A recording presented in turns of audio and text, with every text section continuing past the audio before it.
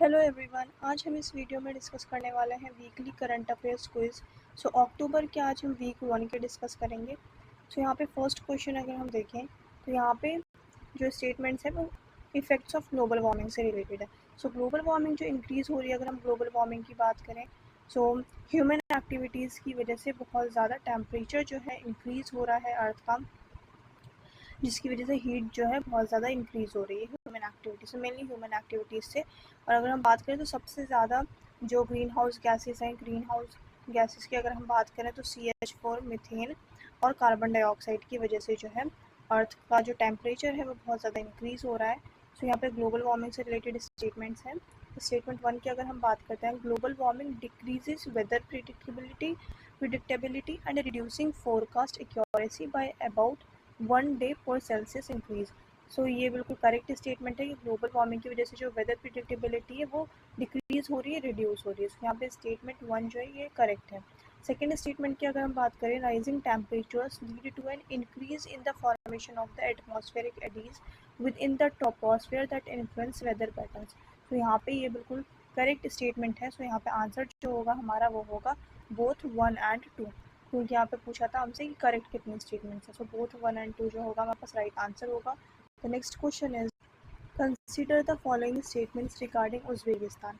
Uzbekistan से related यहाँ पे स्टेटमेंट्स हैं। Exercise dust leg is a yearly event alternately conducted in India and Uzbekistan.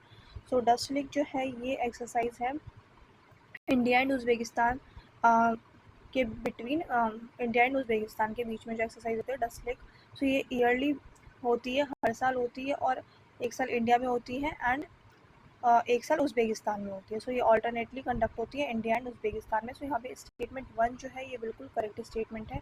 Second statement की अगर हम बात करें यहाँ पे silk road does not pass through Uzbekistan.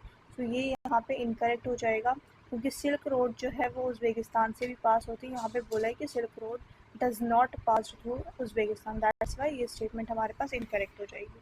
Third statement की अगर हम बात करें, the Tashkent declaration was signed in Uzbekistan.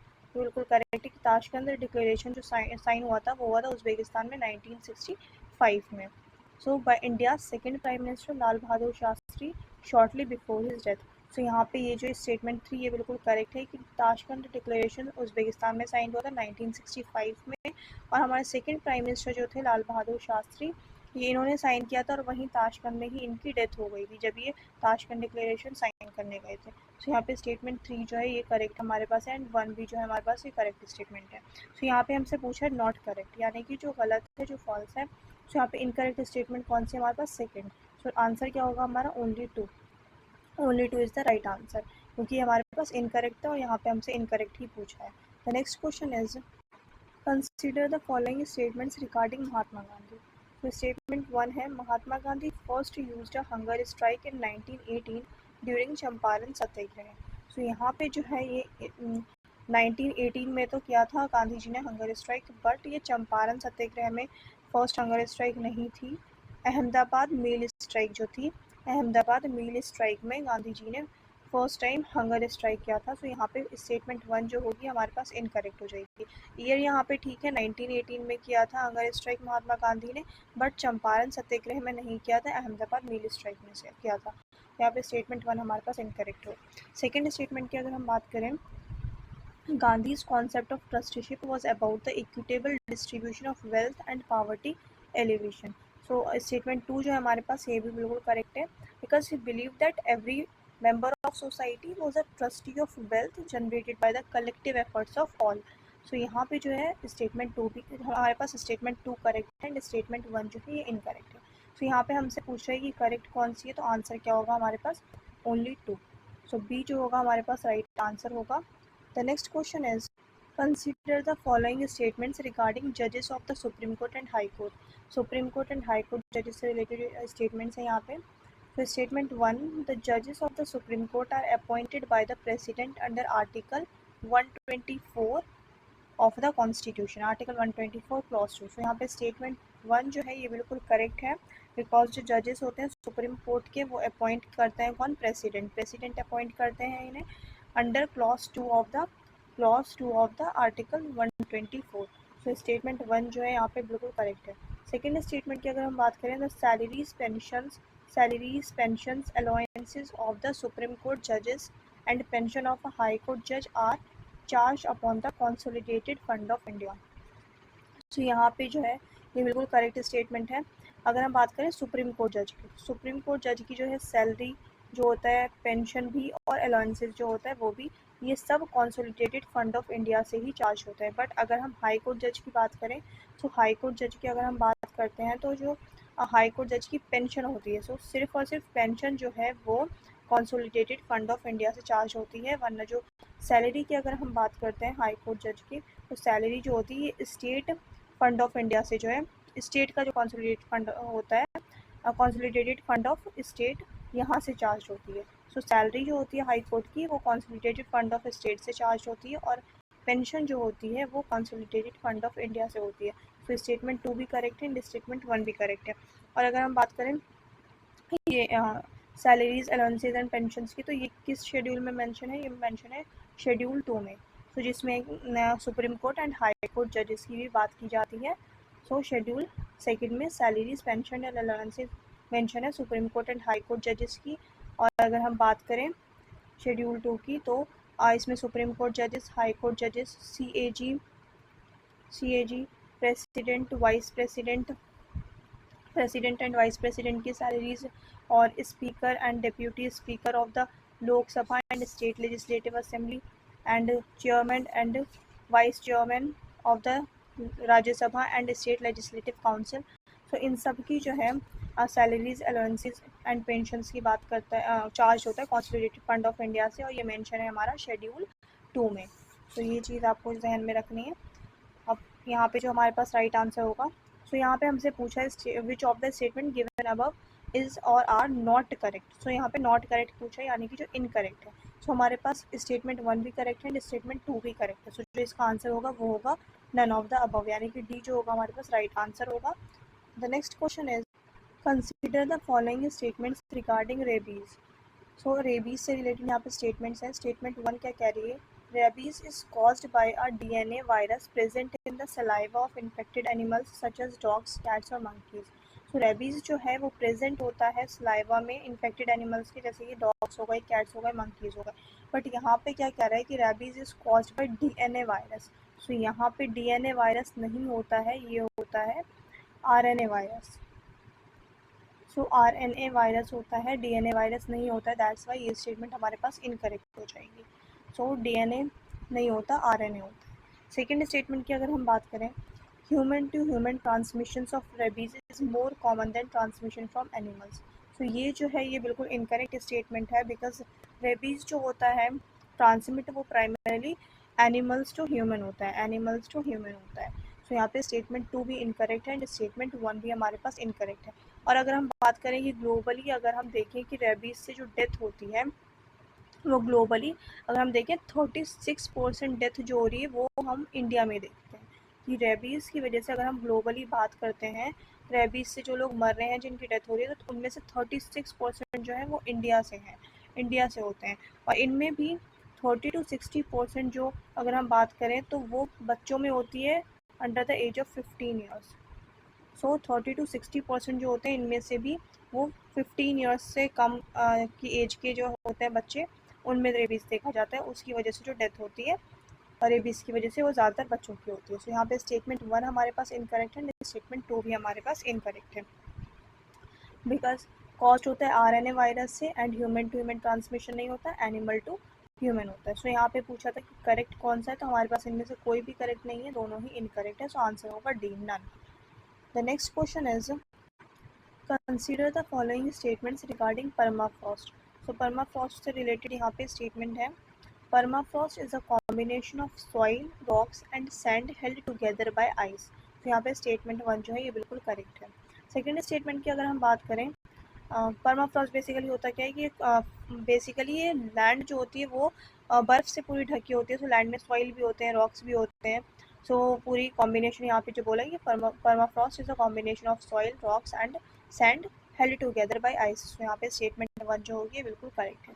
Second statement की अगर हम बात करें, 2022 NASA report states that Arctic permafrost contains 70 1700 billion metric tons of carbon, 51 times the 2019 global fossil fuel emission. तो ये जो है यहाँ पे ये भी बिल्कुल करेक्ट स्टेटमेंट है कि 2022 में जो नासा ने रिपोर्ट रिलीज़ की थी, तो उसके अकॉर्डिंग आर्टिक परमाफ्रॉस्ट जो है उसमें 1700 बिलियन मेट्रिक टन जो है वो कार्बन देखने को मिला है। सो यहाँ पे स्टेटमेंट 2 भी क्या है हमारे पास, स्टेटमेंट 2 भी हमारे पास करेक्ट है। सो आंसर जो होगा यहाँ पे हमसे करेक्ट पूछा है, कितनी स्टेटमेंट्स हमारे पास यहाँ पे करेक्ट है। सो सी आंसर जो होगा हमारे पास राइट होगा, both 1 and 2। The next question is consider the following statements regarding the Supreme Court's rulings on bail under the Prevention of Money Laundering Act 2002 PMLA 2002 के अंडर जो सुप्रीम कोर्ट के ruling से bell के ऊपर उससे related यहाँ पे statements हैं। सो स्टेटमेंट 1 क्या कह रही है, the court emphasized that the stringent provisions of PMLA 2002 including section 45 should not result in indefinite pre-trial detention। तो यहाँ पे स्टेटमेंट 1 जो है ये बिल्कुल करेक्ट स्टेटमेंट है। देन स्टेटमेंट 2 की अगर हम बात करें, the PMLA was enacted by India's Parliament under Article 256 which empowers it to make laws for implementing the international conventions। सो यहाँ पे स्टेटमेंट 2 जो है इनकरेक्ट होगी क्योंकि आर्टिकल 256 नहीं है, आर्टिकल 253 है। सो आर्टिकल 256 नहीं है, अगर यहाँ पे आर्टिकल 253 होता तब हमारे पास ये राइट आंसर होता। The PMLA was enacted by India's Parliament under Article 253 which empowers it to make laws for implementing the international conventions। तो ये आर्टिकल 253 है, ना कि आर्टिकल 256। दैट्स वाई स्टेटमेंट 2 जो है हमारे पास ये इनकरेक्ट है। नेक्स्ट स्टेटमेंट की अगर हम बात करें, in Babu Singh versus state of Uttar Pradesh 1978 the supreme court ruled that bail should be granted unless there are substantial grounds to suspect tampering और एब्सकॉन्डिंग ऑफ एविडेंस। सो यहाँ पे स्टेटमेंट 3 भी हमारे पास राइट आंसर है, स्टेटमेंट 1 भी हमारे पास करेक्ट है। तो यहाँ पे स्टेटमेंट 2 इनकरेक्ट है बिकॉज यहाँ पे आर्टिकल 256 नहीं आर्टिकल 253 होता है, जिसमें पार्लियामेंट इंटरनेशनल कन्वेंशंस को इम्प्लीमेंट करने के लिए लॉज बनाती है। सो यहाँ पे जो राइट आंसर होगा वो होगा आंसर 1 and 3। तो यहाँ पे हमसे करेक्ट पूछा था, तो जो आंसर होगा वो होगा option number C, answer 1 and 3। The next question is which of the following statements correctly describes the procedure for removal of जजेस। सो जो रिमूवल ऑफ जजेस होता है, जजेस को रिमूव करने का जो प्रोसीजर होता है वो क्या प्रोसीजर होता है। सो यहाँ पे उससे रिलेटेड स्टेटमेंट्स हैं। So a judge of the Supreme Court can be removed from his office by an order of the president। So यहाँ पे जो है स्टेटमेंट 1 बिल्कुल करेक्ट है कि प्रेसिडेंट के ऑर्डर के बाद ही सुप्रीम कोर्ट के जज को रिमूव किया जा सकता है, बट ऐसा नहीं है कि डायरेक्ट प्रेसिडेंट ऑर्डर रिमूवल का ऑर्डर जो है वो दे सकते हैं, ऐसा नहीं है। यहाँ पे इससे पहले पार्लियामेंट पूरा प्रोसीजर होता है, पार्लियामेंट्री प्रोसीजर होता है, उसके बाद प्रेसिडेंट जो है वो ऑर्डर इशू कर सकते हैं जज की, सुप्रीम कोर्ट जज के रिमूवल का। सो स्टेटमेंट 1 जो है करेक्ट है। सेकेंड स्टेटमेंट की बात करें, a removal motion signed by 100 members in the case of Lok Sabha और 50 members in the case of Rajya Sabha is to be given to the speaker और चेयरमैन। सो यहाँ पे स्टेटमेंट 2 भी करेक्ट है कि अगर हम रिमूवल की बात करते हैं, removal motion of supreme court जज, तो सुप्रीम कोर्ट के जज की रिमूवल मोशन जो होता है वो लोकसभा के केस में जो है वो 100 मेंबर्स जो है उनके साइन चाहिए होते हैं उसको मूव करने से पहले, एंड राज्यसभा के केस में अगर हम बात करें तो 50 मेंबर्स चाहिए होते हैं। तो यहाँ पे जो है स्टेटमेंट 2 भी हमारे पास करेक्ट है एंड स्टेटमेंट 1 भी करेक्ट है। और जब ये पूरा प्रोसीजर हो जाता है पार्लियामेंट का इम्पीचमेंट प्रोसेस, उसके बाद जो है प्रेसिडेंट ऑर्डर इशू करते हैं सुप्रीम कोर्ट के जज के रिमूवल के लिए। सो यहाँ पे स्टेटमेंट 1 भी करेक्ट है एंड स्टेटमेंट 2 भी करेक्ट है। देन स्टेटमेंट 3 की अगर हम बात करें, article 124 clause 4 of the constitution requires N impeachment motion to be supported by a majority of the total membership and at least 2/3 of members present and voting in each house। so यहाँ पे statement 3 जो है ये भी article 124 clause 4 जो है इसमें mention किया गया है कि इम्पीचमेंट मोशन जो होगा वो 2/3 मेजॉरिटी चाहिए होगी उसके लिए, total membership of the house and 2/3 members जो है उनकी जो प्रेजेंट एंड वोट करेंगे, तो 2/3 उसमें मेजॉरिटी चाहिए होगी प्रेजेंट एंड वोटिंग की and 2/3 majority of the total membership of the house. So यहाँ पे आर्टिकल 3 भी स्टेटमेंट 3 भी सही है, स्टेटमेंट 2 भी करेक्ट है, स्टेटमेंट 1 भी करेक्ट है। सो यहाँ पे हमसे पूछा है कि इनमें से करेक्ट कौन सा है। सो इनमें से करेक्ट कौन सा है, which of the statements given above are correct. So यहाँ पे हमारे पास जो राइट आंसर होगा वो होगा ऑप्शन नंबर डी, 1, 2 एंड 3। सो यहाँ पे तीनों ही हमारे पास राइट हैं। सो स्टेटमेंट 1, 2 एंड 3 जो है यहाँ पे बिल्कुल करेक्ट स्टेटमेंट है हमारे पास। The next question is consider the following statements about Samajik Adhikarita Shivir. Samajik Adhikarita Shivir या फिर social empowerment camps, social empowerment camps. So यहाँ पे स्टेटमेंट 1 जो है, these are distribution camps organized to provide assistive devices to people with disabilities and senior citizens। तो यहाँ पे statement 1 जो है ये बिल्कुल करेक्ट है कि सामाजिक अधिकारिता शिविर या फिर सोशल एम्पावरमेंट कैंप्स जो होते हैं वो बेसिकली डिस्ट्रीब्यूशन कैंप्स हैं जिन्हें ऑर्गेनाइज किया गया है हेल्प असिस्टिव डिवाइसेस प्रोवाइड करने के लिए किसे, डिसेबल पीपल को एंड सीनियर सिटीजन्स को। तो यहाँ पे स्टेटमेंट 1 जो है हमारे पास बिल्कुल करेक्ट है। स्टेटमेंट 2 की अगर हम बात करें, it is organised for distribution of aids and assistive devices to over 9,000 pre identified Divyangjan beneficiaries under the ADIP assistance to disabled person scheme. तो ये बिल्कुल करेक्ट स्टेटमेंट है कि ADIP स्कीम के अंडर ही इसको ऑर्गेनाइज किया गया है डिस्ट्रीब्यूशन के लिए। सो यहाँ पे जो है स्टेटमेंट 2 भी हमारे पास करेक्ट है। और अगर हम बात करें कि सामाजिक अधिकारिता शिविर जो है ये ऑर्गेनाइज जो करता है कौन इसको ऑर्गेनाइज करता है, सो ये डिपार्टमेंट ऑफ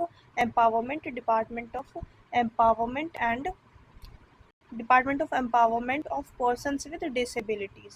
सो यहाँ पे department of empowerment of persons with disabilities जो है डिपार्टमेंट, और ये डिपार्टमेंट किसके अंडर आता है, ये डिपार्टमेंट आता है ministry of social justice and empowerment. Ministry of social justice and empowerment के अंदर आता है ये department of empowerment of persons with disabilities.